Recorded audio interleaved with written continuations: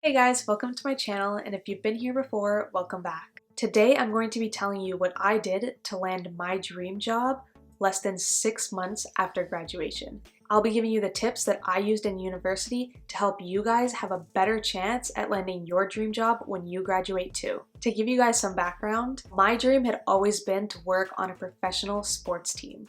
I went to school for sport media, and shortly after I graduated, I was able to secure a position with the Toronto Blue Jays. For those of you that don't follow baseball, the Toronto Blue Jays are the only professional baseball team in Canada. So when I got that job, it was a big deal because a whole nation is behind the organization, and it had always been my dream to work professionally in sports. So how did I get there? What did I do? Well, one of the biggest things that I did every semester of university was have an internship or job. I cannot stress enough how crucial it is to always be working. If you have the ability to work, you need to work, whether that be a part-time job, a co-op for class credit, a placement for class credit, or an internship. You need to be doing something at all times throughout each semester and your summers. I worked either an internship or part-time job every semester, and then I worked full-time in the summers for 4 years straight. I was never not working. And the reason for that is because the experience you get is so beneficial to your resume when you leave university that people will think that you have been working for years. I can't tell you how many interviews that I went to where people were surprised at how much experience I had gotten while being in school. The reason why this is so important is because this will set you apart from your classmates who are going for the same jobs. Trust me, if you have a list of internships and jobs that you've done throughout your 4 years, it's gonna look a lot better than somebody who's done an internship in their final year or their second to final year. You're gonna have way more experience, which will make your resume look 10 times better than it would if you just started working or doing internships near the end of university. Now, I know it's pretty difficult to secure internships sometimes in your field. Trust me, I know. The only way that I actually ended up securing paid internships in my field and part-time jobs in my field was because the first summer after my first year, I did an unpaid internship. And I know you're probably thinking there's no way you want to do one, but I'm telling you, if you can't find anything, if you're not getting calls, if you're not getting interviews, if you're not getting picked for the job, you need to do an unpaid internship.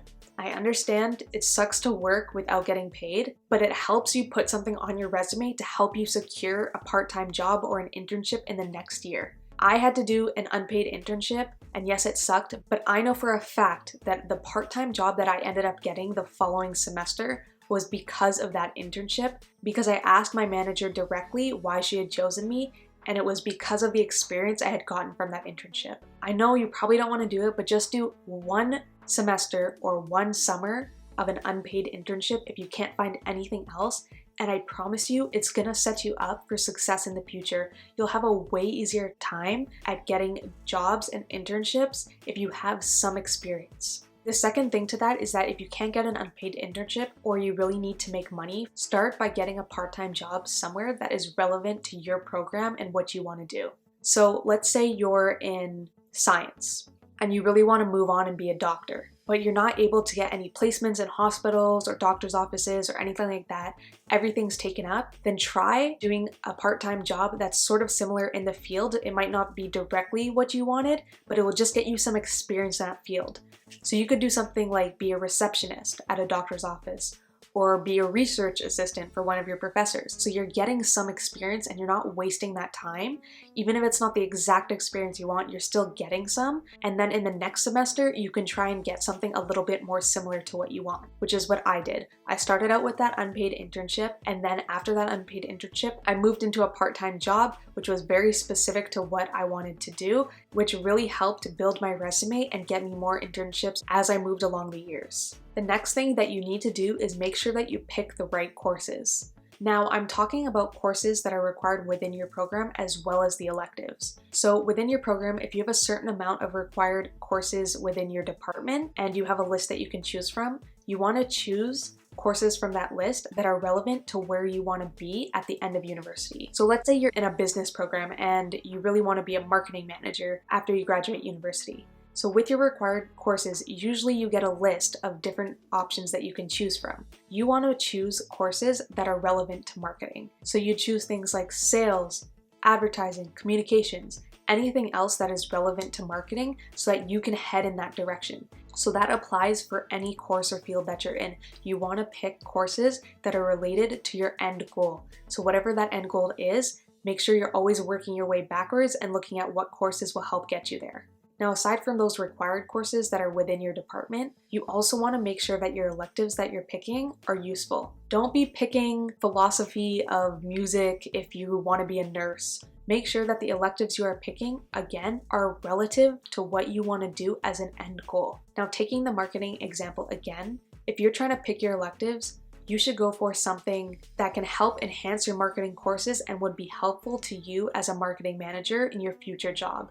So you might want to take things like public relations courses, or maybe you want to take a graphics course, or maybe you want to take a writing course. All those things are relevant skills to marketing, and that is something that will be useful to you in the future.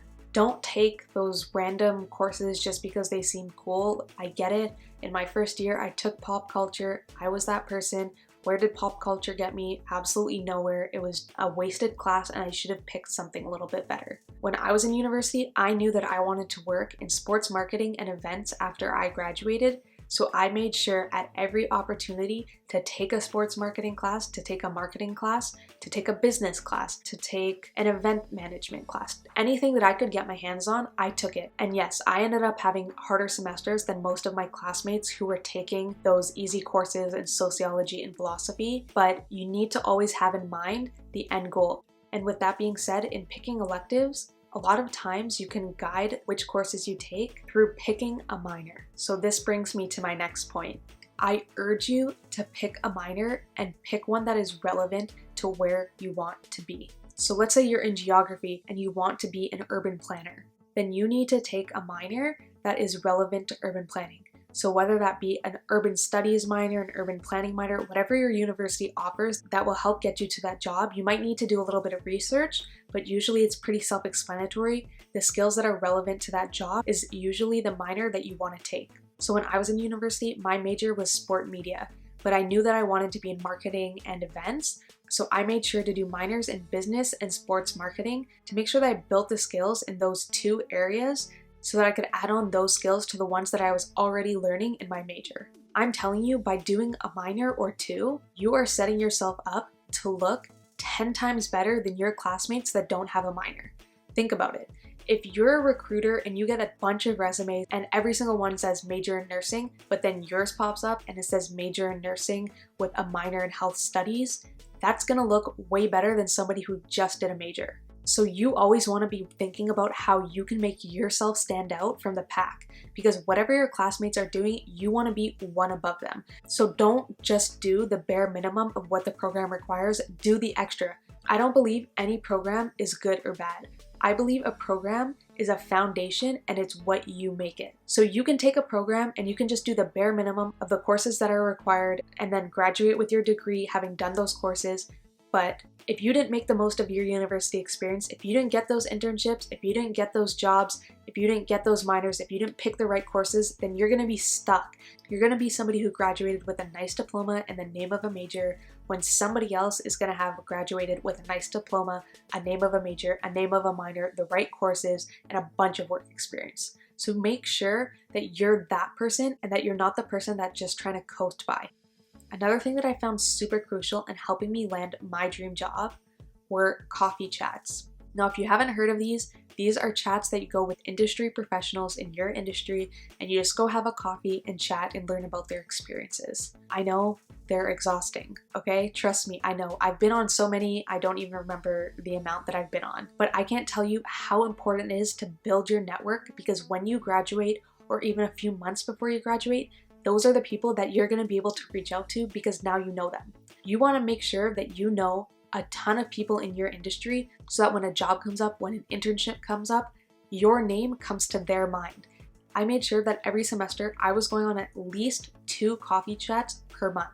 Now I know that seems like a lot and you might not have to do that many. You could do one or you could do one every other month, but the more people you know, the better. And the easiest way to find people to have coffee chats with through LinkedIn, message people. Trust me, I know it's scary and you don't want to be a bother and you don't want them to think poorly of you. I used to think that too, but people are so open to talking with the next generation that the chances of them saying no are pretty slim. Another way is through your internships and jobs that you've already had. Try to meet up with as many people from those companies as you can for coffee chats because it's super easy. You already have access to them and it's pretty hard for them to say no to somebody that is interning or working there. Once you actually attend a coffee chat, always ask if they can refer you to somebody else, because once they refer you to somebody else, that's probably another person in their company that's going to know your name. So when something comes up in that company, now you have two people thinking of your name rather than just the one.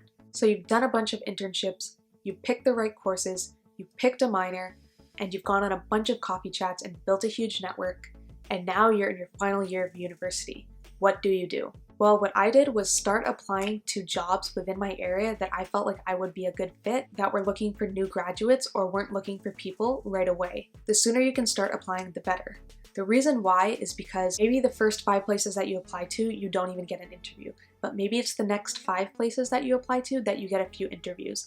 And maybe you don't end up getting those jobs, but the interviews are practice. So if you don't get a job and you go for an interview, don't see it completely as negative. View it as a way for you to have practiced interviewing for when you do land that perfect job interview. I started applying really early and reaching out to the network of people that I had met with coffee chats with or that I had worked with previously to ask them if they knew of any jobs that were open and if they could send them to me and refer me to them. By having somebody refer you, you have a way better chance than somebody who is just applying on the company website, which is why, again, that networking and coffee chats are so crucial to your success.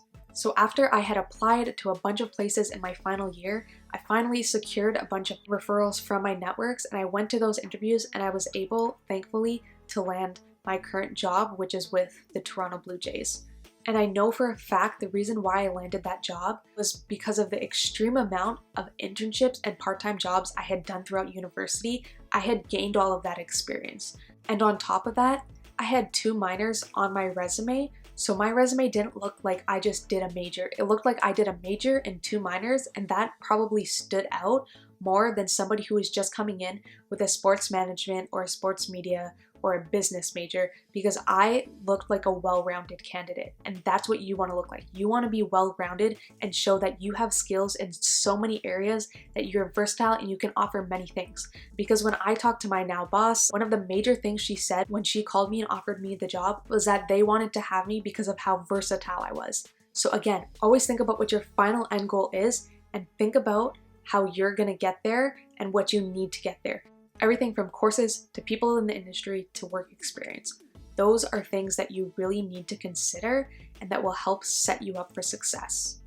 Well, that's pretty much my journey and how I ended up landing my dream job. It was a lot of work, but I'm so happy that I did it because it helped me land my dream, and I really hope that you guys will take these tips and apply them to yourself now while you're in university or when you're starting university, because they can really help you stand out from everybody else and help you land that dream job that you've always wanted.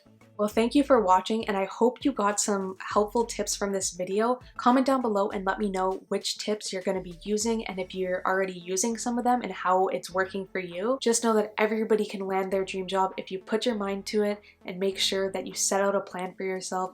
You're destined for success. So don't give up and you'll get there. And if you like this video, don't forget to subscribe and hit the like button for more videos like this one. See you next time. Bye.